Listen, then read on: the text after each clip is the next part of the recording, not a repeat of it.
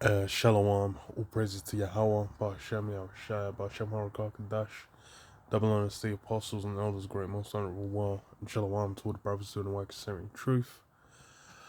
Got this article on the news.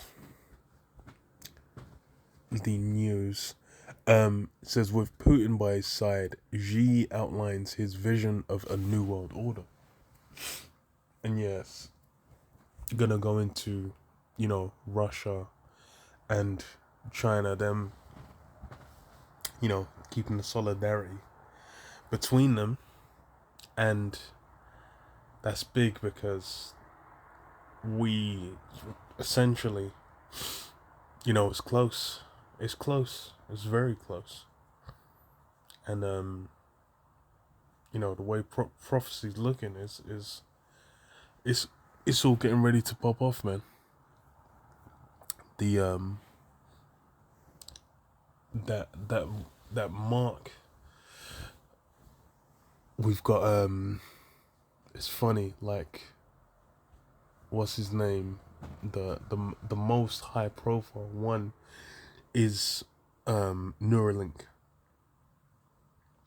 with Elon, and his is what's it called, is going into human trials, which were meant to start like last year. They were meant to start last year, but they got delayed. But now it's kicking off. And as far as for World War III, that's a big one. You've still got Russia, Ukraine, which essentially is NATO versus Russia and their allies. And then now you got the Middle East, which you have Iran. Really, it's Iran, with the backing of like Russia and their allies, pushing back against State Israel. And these, it's the same thing. Been saying it, like with World War One, World War Two, you had multiple conflicts, multiple fronts, multiple different conflicts that kicked off, but then it was only after the fact they strung it together. And with how essentially it's Russia and the US, like backing wise behind these two conflicts, then it's very easily lets it plain to observe what it is, what's going down. That war is being built up, and it's you can see how easily people can get drawn in, because with what's it called, like they're saying with the hostages that Hamas took, they're saying there was nationals from various different countries, especially in Europe, and it's essentially something where they can say like, oh, it's a humanitarian crisis, it's too much loss of life, we'll have to get involved to to make sure the thing gets just gets squashed. And it's funny because with Ukraine and Russia, that was something everyone expected to happen swiftly, which it didn't. And then it'll likely be the same thing with what's going on now between the state of Israel and the Palestinians. Because why? It's all coming to a head. So I read into it. It says, the leaders of China and Russia hailed each other as old and dear friends. They took swipes at the US and depicted themselves as building a fairer, multipolar world, and they marveled at their country's deepening trust. China's top leader Xi Jinping used a Beijing-led conference of leaders from mostly developing countries on Wednesday to showcase his ambitions to reshape the global order. As the world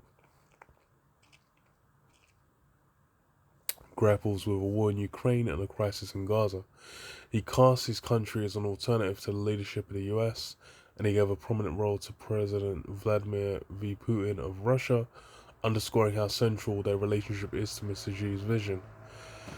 And yeah, it's essentially, you have the present rule, the current rule, the rule that's been for a while, which is America, and what's being pushed, what's vibration is being pushed out there, is for what do you call it?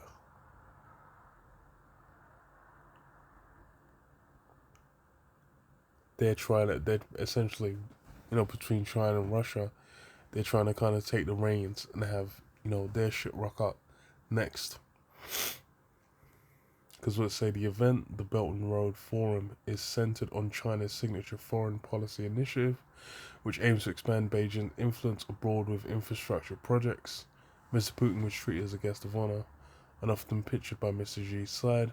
The two leaders also met for 3 hours in Beijing on Wednesday. While Mr. Putin and Mr. Xi huddled, President Biden landed in Israel on a visit aimed at preventing the war between Israel and Hamas from spreading, though Mr. Xi did not publicly remark on the war. Mr. Putin, at a news briefing, blamed the US for increasing tensions in the Middle East by sending warships to the region. He said that such regional conflicts were shared threats that only threaten Russo-Chinese relations. Only strengthen.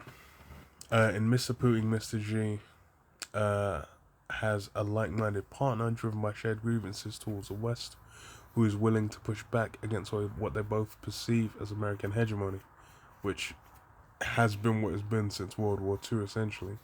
America's been the top dog, and has only been in decline, from the 70s, and even then, it's not the one to rise up. There's no one's really risen up to that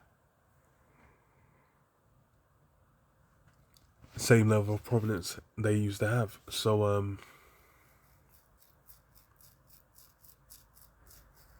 Mr. Xi sought to tout China as a force for stability in the world, with Mr. Putin alongside him. Never mind that Russia upended European security when he launched an invasion of Ukraine 21 months ago.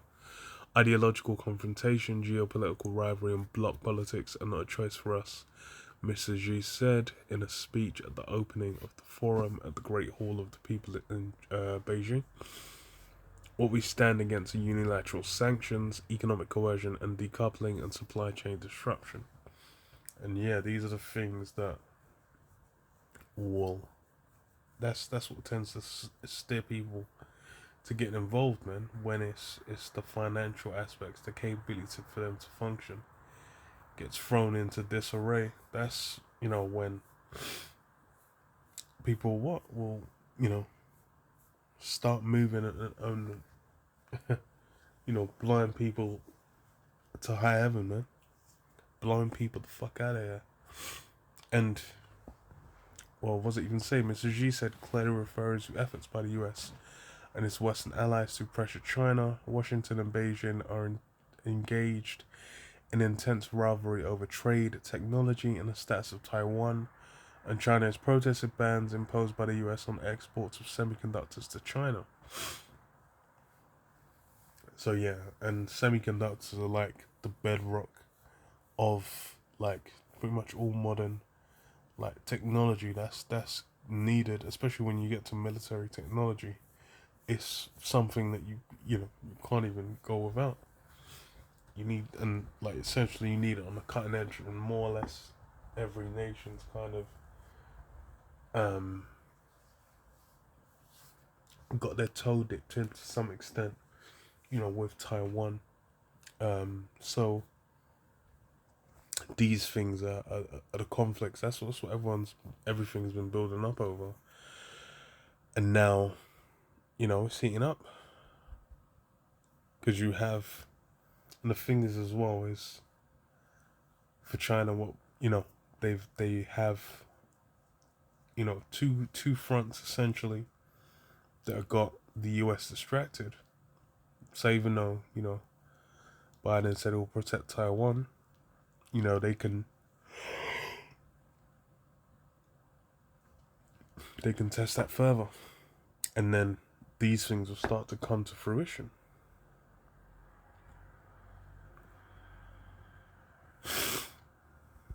So I skip down a bit. It says, a conference is virtually absent of EU countries, largely because of the divisiveness of Russia's war in Ukraine. Prime Minister Viktor Orban of Hungary, an authoritarian-leaning friend of Mr. Putin and Mr. Xi, was the only European Union leader to attend. And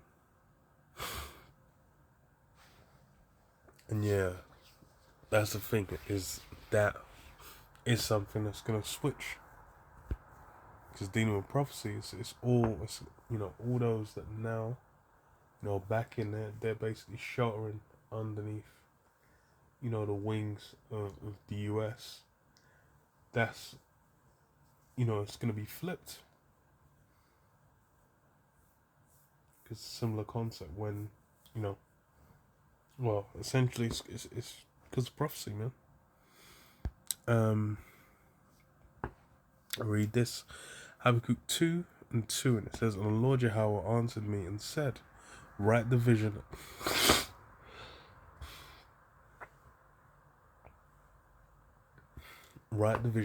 and make it plain upon tables, that he may run that readeth it. For the vision is yet for an appointed time, but the end shall speak and not lie. Though it tarry, wait for it, because it will surely come, it will not tarry. So like I said, the vision's for an appointed time, it will speak and not lie. And that's what we're hearing. Now we're hearing it speak. We're seeing it come into a fullness, to fruition. And what does that mean? It's time's close, man. Essentially means it's near enough here. It's very close. So boy, that's it's essentially gonna be people in that stupor, in that in that state where they're not quite aware of what's going down. They're gonna be found wanting, man, caught slipping at her. Because what's popping off?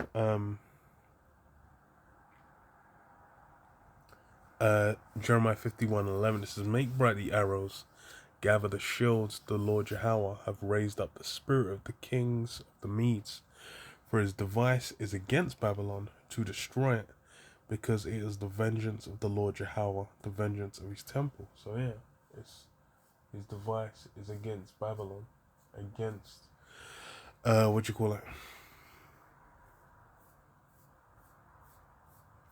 America, man. That new Babylon, that door of Babylon, to destroy it. Because why? It's essentially, that's the key usage of that land. That's why it's been raised to its status. That's why it's in such a state. And that's why everything's been circling the drain. Because it's hit its expiry date. And it's wilting. And it is waiting for that judgment to land, man. When the missiles are going to drop. Because that's what it's going to go to, that nuclear conflict. Which, you can see Iran's getting in the mix. And it's not a surprise. That's been from late 2010s. It's been a big focal point.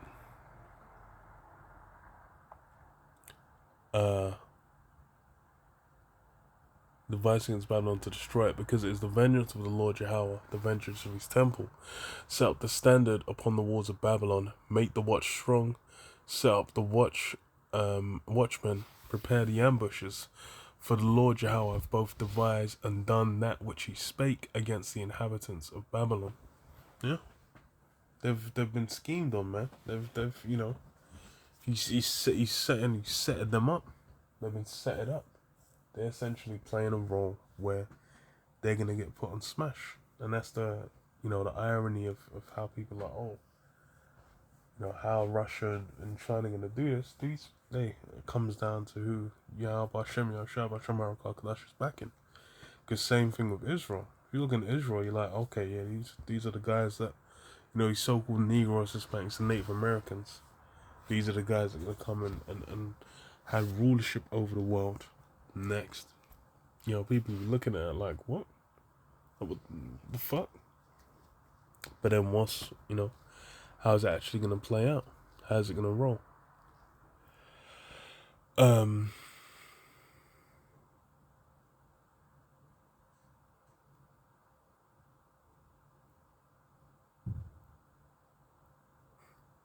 It's going to come down to who Yahweh Hashem Yahushua Hashem Harakakadash is backing. Because essentially that's what it comes down to. And that's where, the carnal viewpoint isn't going to be able to piece it together. You're going to be looking like, damn, everything's going to be just fine, man. Little do they know. Obadiah 1 and 7, it says, all the men of thy confederacy have brought thee even to the border. The men that were at peace with thee have deceived thee and prevailed against thee. They that eat thy bread have laid a wound under thee. There is none understanding in him. Yeah. These people now that are, living good, able to supplement themselves off of America, which is really the main draw. That's the main appeal. If they ain't able to, to tap into those resources, that wealth, that lifestyle, then there's no draw.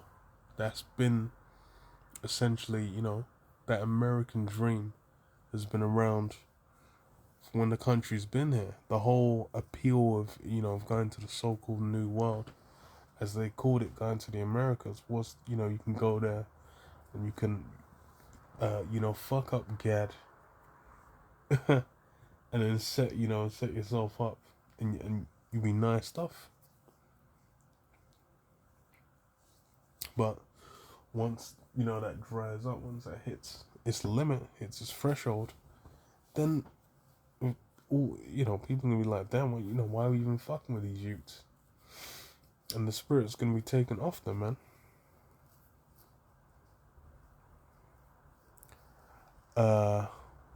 They eat thy bread have laid a wound under thee. There is none understanding in him. Shall I not in that day, saith the Lord Jehovah, even destroy the wise men out of Edom, and understanding out of the mount of Esau? And thy mighty men, O Teman, shall be dismayed, to the end that every one of the mount of Esau may be cut off by slaughter. Yeah, it's gonna be where all that you putting your trust and your faith in these so-called wise men, all this wisdom that you meant to have accumulated, this view that you can come and break everything down, that's all gonna come to an end.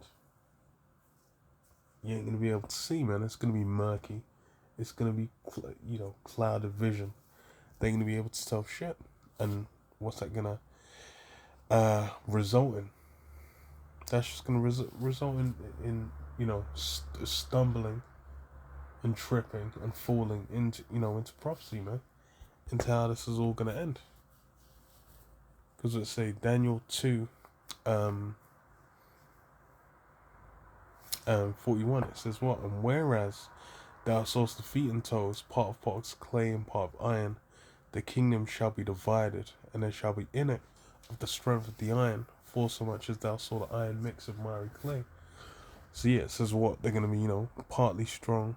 Well, I ain't even said that yet. But it said the kingdom will be divided, and it shall be in the strength of iron.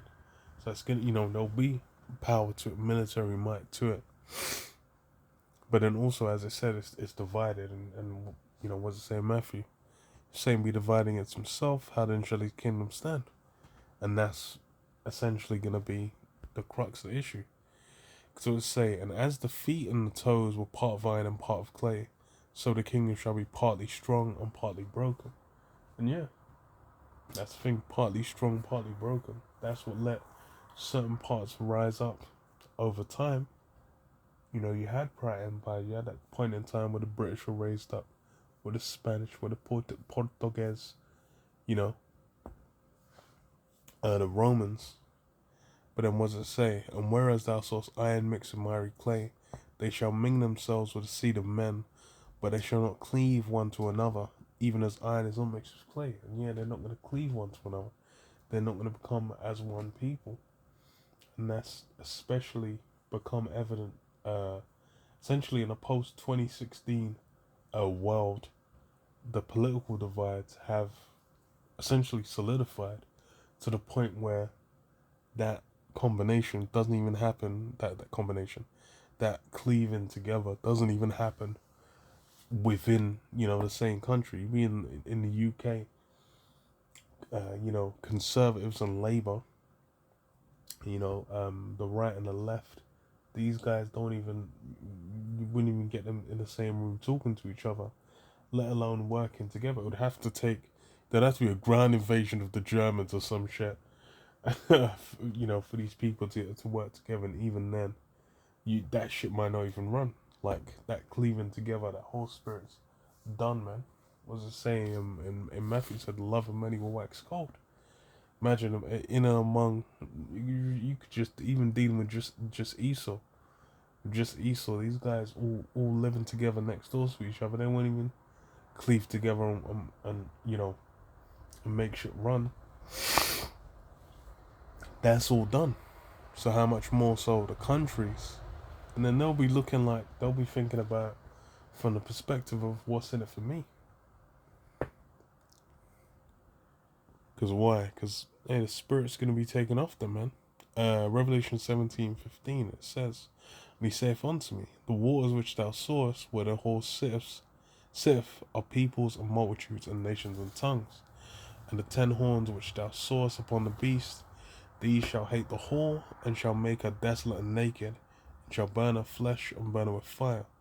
For the Most High hath put in their hearts to fulfill his will, and to agree, and give their kingdom unto the beast, until the days of the Most High shall be fulfilled. So yeah, they're all gonna switch. They're all gonna turn and hate the whore and burn her with fire.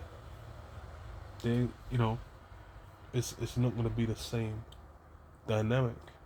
And why? It's they're not cleaved together as one, man. Essentially, everyone trying to claw their way up, and that has been, the mindset, man.